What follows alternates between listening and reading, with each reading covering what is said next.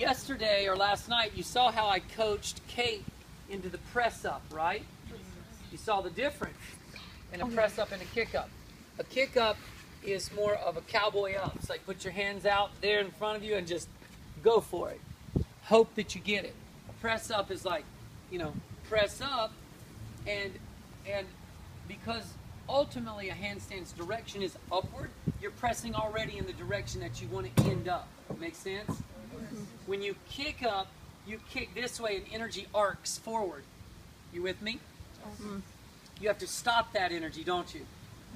Pressing up, there's no stopping energy. You just go until you're finished extending. But kicking up means you got to kick and stop. Do you see why it's harder? In one way, yet it's easier in another. It's harder in one way because yo, nice call, James. It's harder because pressing the ground away takes more effort and strength. Kicking up takes has its own qualities. You have to be able to stop the brakes, right? You have to kick into the brakes. So this is the thing. My hands are out here, and I'm going to kick up. And kick-ups are fine because sometimes we do a kick-up from down dog, right? So let's say we're in down dog, and I want to kick up, not press up. I'm going to go ahead and shift the shoulders over the wrists from the very beginning. I will not kick from here because now I'm going to have to stack 1, then the hips are 2, then the legs are 3. I would rather just go ahead and be 1 out of the way, agreed? Yes.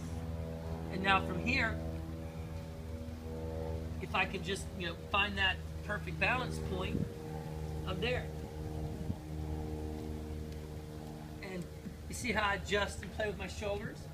Well, not my shoulders, but my chest, really.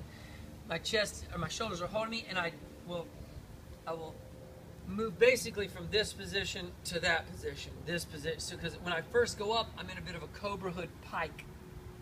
Does that make sense? And then I transition to more of a flat spinal position. So again, you'll notice that at first I go up, and there's a little bit of chest, there's a little bit of chest action, but then if I counter it by going that way, I can get straighter. Does that make sense? So there's a couple things you're sort of just working on and playing with while you're up there. That's the L shape. L shapes, there's no perfect L shape. There's just split. Sometimes, depending on your hips, you can come into a full split while you're there. It looks a little, you know what I'm saying? It just depends on the person's range. So I try to make my extended leg as long as possible so that it goes straight up and my other leg just extending out. That's my ideal position for me. If my back leg is a little bit out there, I'm okay with that. But so as an example, let me know where my extended leg is. If it's straight over my hip, or if it's behind me, or in front of me.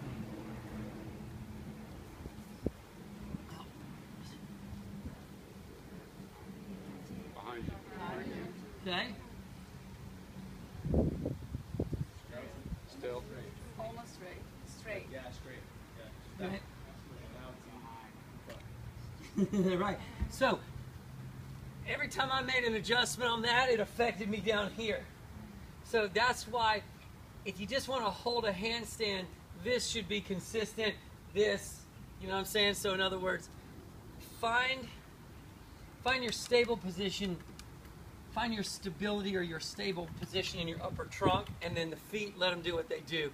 But you'll notice that if you try to move the top leg forward or back without counterbalancing with the other leg, you'll lose balance. So for an L shape, you really need to move them at the same time. So if I come up here, if I come up here,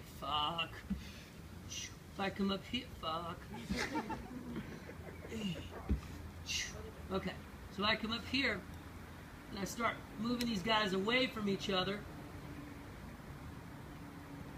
and playing, you know, if I'm going to take this one back, I got to take this one more forward. So just remember, you got to counterbalance and counterplay. I like to learn a split leg first, because if you can do a split leg, then a regular handstand is, I find it just easier, because the split leg also gives you a leg close to the floor to come down on. Does that make sense? People get really freaked out when both their legs are over their heads. And if you just got one leg over your head and the other one is near the floor, look how easy you can always return to that floor, how easily you can always return to the floor with the foot, right? So that's why I teach a split leg first. I find that the other handstand is just a bit more intimidating. So if you think about it, you're like, okay, leg, you go up and you're always there, buddy. You know, shoulder over hip, okay, yeah. And you know, it's never that big of a deal. This guy's never that far away. Never. Always can find him there. Well, you know, always can find him. And if I'm looking for, another thing I want to do, if I want to press like Carla's doing a lot of gymnast style handstands, I want to go ahead and be there already. Right? I'm just going to be there in the press right away. I don't want to be here, have to get up, I'll say, and then press from there. Just getting tired, sorry. A lot of work on my shoulders. Yes, sir. It's really hard to topple over too if you're in split leg and have that. I think so, yeah. Some people, you know, can just make a mess out of nothing. But, you know, some people are skilled at just contradicting common belief. You know, it's so hard to fall over, and then somebody just does it. And I'll tell you why they do it. This is it in a nutshell. Watch what I do with this kick leg, okay? Watch what I do with the kick leg.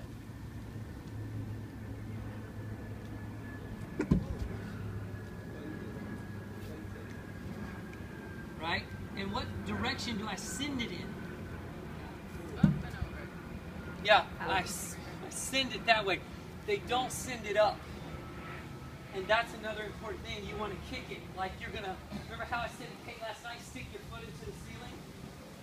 That's one of the key elements to getting that right, is when you're here, get it right up to the sky. Boom. Does that make sense? So if I go to a full handstand, I can go there very quick and very fast. So in a way, my split leg is more difficult, which is actually good, because it's making my other handstand much better. So I can go to split leg and hold it. This is actually easy. I don't have all this Weight and balance. yeah going on. I'm just like, boom, I'm basically like this. Back, yeah. What's harder, this or this? This is harder. This, you're trying to find balance. You've got two weights off of the center, off of your fulcrum point. So you're like this, or you're like this. So yes, a regular handstand is easier, but if you get the split leg, you'll be a better handstander when you get to the full handstand, because you're used to making adjustments. And that's when you know somebody's got a really good handstand, is that they can be here, right, in this position. Fuck, I hate losing in you, bitch. So from here, I can be here. I can be here, I can play. There we go. I can play from here. You know, you can move, you can bring the feet down, you can do certain things. You know, I'm saying, if you're comfortable with the legs open, you can make transitions, which you cannot make if you're just used to this. So that's another advantageous thing about split legs, is split legs allow you to make some choices in terms of transition with the legs. Yes, sir, Harry. Well, I try to remember demi pointing for myself, but sometimes I'll get up there and I might forget my engagement. But I really like to hold myself accountable to a good demi point. But if I'm a gymnast, a full point would be, or an acrobat, a full point would be my choice, which is a fine choice. Obviously, for no other reason than it just means that you're engaged, that the foot is in a mudra.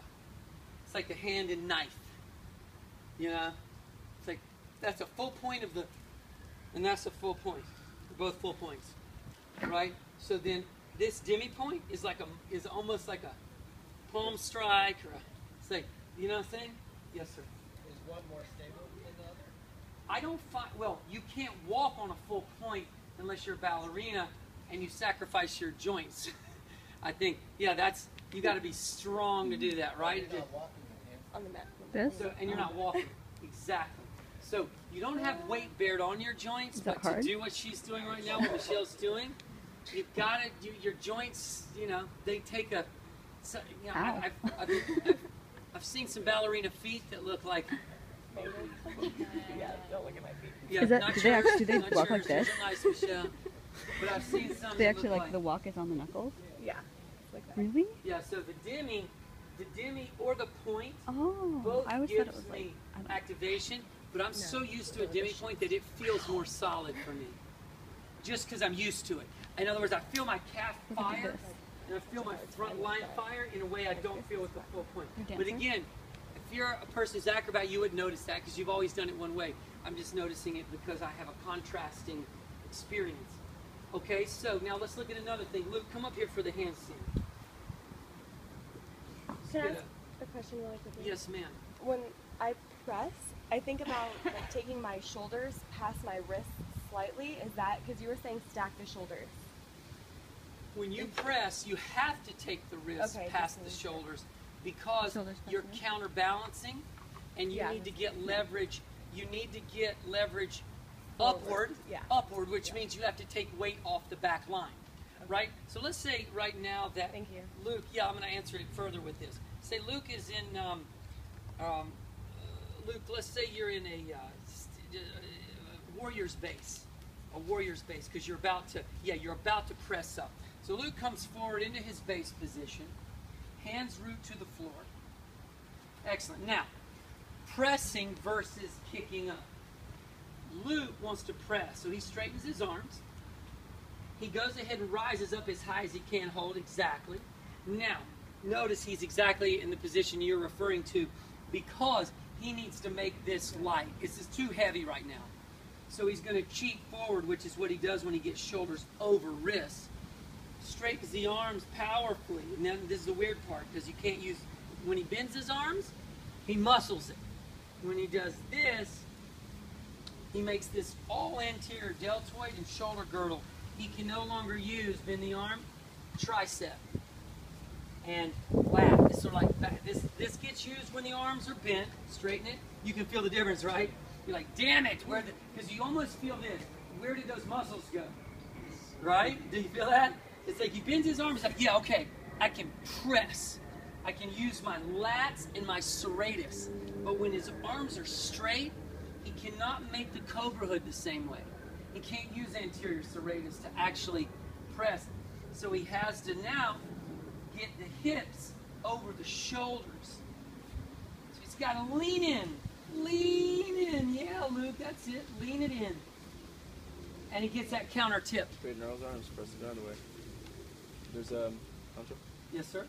there's a lot of discussion like you were just talking about right now and learning about moving the body of bent arm strength and straight arm strength and being able to Yeah, they're understand different. There's a difference Yes. between bent arm strength and people don't associate the difference. They feel like arm strength is arm strength, but there is straight arm strength and you have to be able to connect with that. Yeah. Straight arm strength is really, guys, understand this. Okay, so this is what, Extension, right? Extension. This is flexion. flexion. Okay, so my arms are here, and I'm going to bring my back body over my shoulders towards my front body. That's a flexion in the shoulder. Agreed? Oh, Okay, because when the dorsal side of the body comes towards the ventral, right? When the posterior comes towards the anterior, that's a flexion. That's the rule for flexion and extension. Okay? So, when Luke is in this position and he's got straight arms, and he's going to now try to bring his back line towards his front line by going up, then the part of his arm that gets to do that, right, is the same part of his arm that gets to create the flexion to begin with. Correct. Which is not your bicep or your tricep. Right. It's anterior and posterior and medial deltoid. Make sense? It gets to be the deltoid in general, though it's primary, obviously. You know, this is massive anterior, but you can feel, I can grab posterior and medial, and I can feel both turn. And the deltoid does insert into the bicep, so there is activation that goes into there, but it's not the primary muscle. Right? Well, it has to insert here, right? Because it's what lifts the right. So if it didn't grab the bone, it couldn't lift the bone into position. So that's the beauty of knowing that it anchors here, and that its origin is here, and then it pulls towards its origin to get to yourself. But that works in reverse. That means that when your arms are down, you're going to get your body up. This same shortening happens. But it also now happens through the back and shoulders because there's other players in the game now. So Luke, come forward, back into position. Let's look at the other players in the game. It's okay. You're just in warrior space. Exactly. Just shift on back. So hands to the floor. Okay. Shoulders. Good. Shoulders forward. Now he starts to press. He wants to get his hips as high as he can before he even gets going. So get up as high as you can here, Luke. Yeah. That's much closer. Agree? Okay. To shoulders over or hips over shoulders. Now, what else would get his hips further over his shoulders? Well, his ability to forward fold. Agreed? So his ability to flex at the hip has a huge influence on how easy it is to press up. Agreed? Yes. So the tighter your back line is, the harder it is for you to press into a handstand from a forward fold. Agreed? Yes. So people that don't have good forward fold, they're going to struggle for a long time to get a press up like this. So, Luke, walk your hands back towards your foot. Okay. Now, keep leaning forward. Get onto the ball of your foot. Good. Because he would just absolutely love to just get that right there. Right? Come on back down. Right? It's not a lot, is it? I mean, I'm pulling you with my fingers. Yeah, but I can't get my hips without bending and muscling. I totally get it. I get it hips. 1,000,000%. You can't right now, but you eventually will. You can. Yes, sir. No, I was just saying you can. Oh, yeah, you can. You eventually will. But you Yeah, can't. you can't Okay, yet. so hands on the ground, right? So now, see if we can use this leg as more of a lever. Luke, so think of this leg as catapulting you up or levering you up, right? Okay, good. Now, hold this position. This all looks really lovely. I'm going to hold you. So you got nothing to do right now but listen. Yeah, buddy. Exactly what I want to happen. Chest all the way back towards that fence as much as you can get it. Look at that. Look at the alignment now. Come back to where you were. Look at that. Look at where he's going. I got you, so you're cool. Just work. Yeah. Awesome. Yeah, Straight now arms, straight ribs in, arms. Luke. Yeah, okay. So, based on Luke's general anatomy and his range and his restrictions and his freedoms and all those things sort of factored in, an L-shaped handstand for Luke is going to look very unique. It's not going to look like an L-shaped handstand that Kate did. Let's look at Kate's L-shaped handstand. Come over here, Kate. Oh, my glasses. Okay, I'm going to catch you so we don't have to make this a big deal. Okay, good. Now, ribs in, Kate. Good. Here. Okay. So now, that's Kate's L-shaped handstand. Right? Now look at your shoulders and compare it to her hips. Yep. Like, look at the relationship, right? Luke's angles were quite different. He was having to adjust for his restrictions, right? So anywhere he had a limited range of motion, he had to counterbalance in a different direction. So his L-shaped handstand was like hands here, shoulders there, hips here. Like he was counter-stacked the whole way up. Does that make sense? That's what happens when people have a little restriction. So Luke, come over here. Let's do a full handstand for you. So his best, anyway you want to do it, but it's fine. His best handstand, based on his current anatomy, is going to be, got you, come on up, is a full handstand. So he can get more alignment from here. So now hold this now. Luke, ribs in, big time, big time. Yeah. That made a whole huge difference right there already. Yeah.